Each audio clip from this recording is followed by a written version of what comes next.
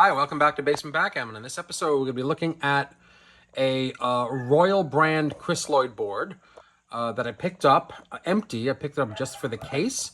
And this is something that I occasionally do. I will pick up an empty case for relatively cheap. These go for anywhere from $50 to $80 in that range as a blank board with nothing in it. And I will fill it with items and then probably give it away to someone at my backgammon club. The Royal brand is a Crisloid brand that was actually part of Crisloid back when they were in Brooklyn. Before their move to Providence, Rhode Island in 1970, they brought the brand with them, and at some point in the 70s, dropped the brand name of Royal. It was Royal by Crisloid. They had an interesting logo that they would stamp on their cases. Not all Royal brand Crisloid boards are stamped with this, but this logo is stamped on quite a few of those cases. I don't know when they use that logo.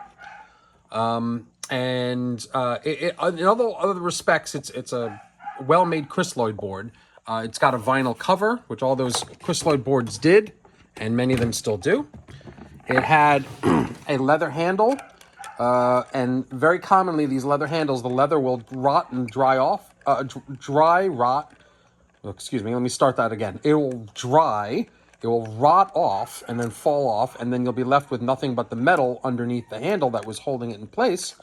So now we have just this metal handle, but they would have been wrapped with leather originally.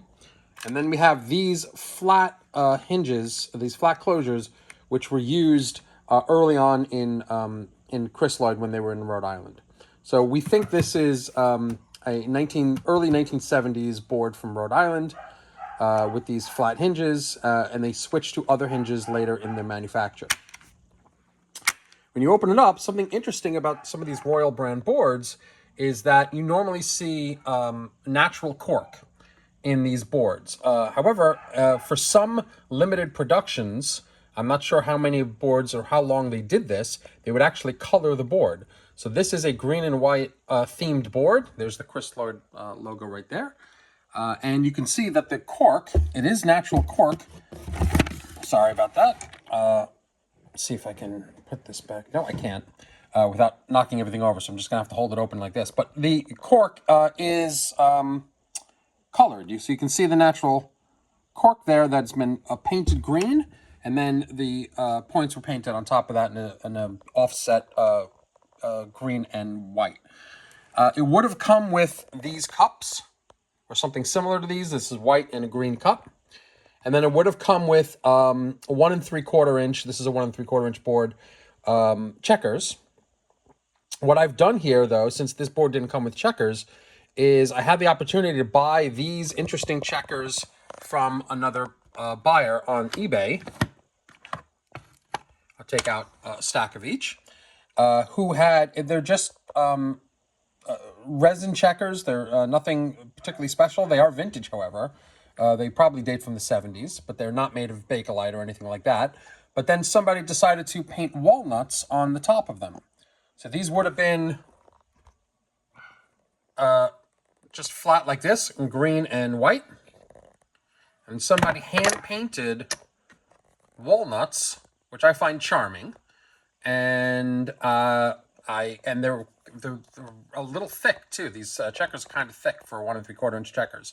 So I decided this would be a good place to put them into this board, simply because these old vintage Crisloids, usually the space where you would keep the checkers were never thick enough to fully encompass the space. To give an example, this is an example of green and yellow checkers. I just took them out from here, that were sold in the 70s, that were made by Crisloid, but they were sold by another retailer. But these are Crisloid made. These are not, I'm sorry, I said 70s, probably late 70s, early 80s.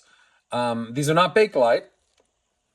However, they would have been the same proportion as the Bakelite checkers made at that era, and these are 1 3/4. But you can see the difference. And I hold it up against one of these other checkers. They're not quite as thick, and they are not quite as wide. They're almost the same width. They're really close to the same width, but they're not quite as thick. So they wouldn't have taken up the same amount of space in the tray. So I chose the thicker checkers. I always like the thicker checkers because they fit better in this tray.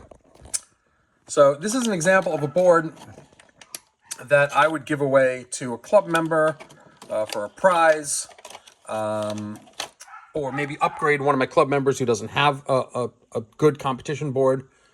This would be something that I would do. I would fit this with additional dice, and they'd be good to go. These checkers I got are not particularly valuable, and I didn't pay a lot for them, so I'm not putting a lot of money into the board as a club gift. I just wanted to show these interesting things that people can sometimes do with checkers. The white and the green ones both have these hand-painted walnuts on it. Kind of cool. One thing to watch out for when you buy boards online, whether they're new boards or old boards, keep in mind that sometimes the glue that keeps this tray together can sometimes come undone, and it doesn't show up in still photos. So as you can see, this here, this used to be glued in stiff. This area here is now lifted up from the bottom.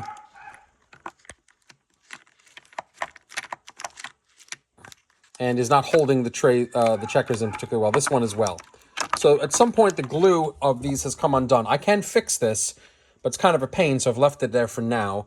At some point, I will update it. So anyway, this is kind of an interesting board. I just wanted to show it to you.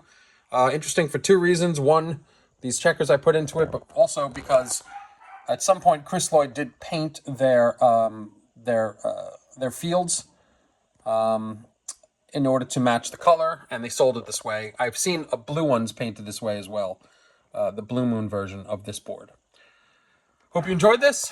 Please like and subscribe for additional content. Thanks very much.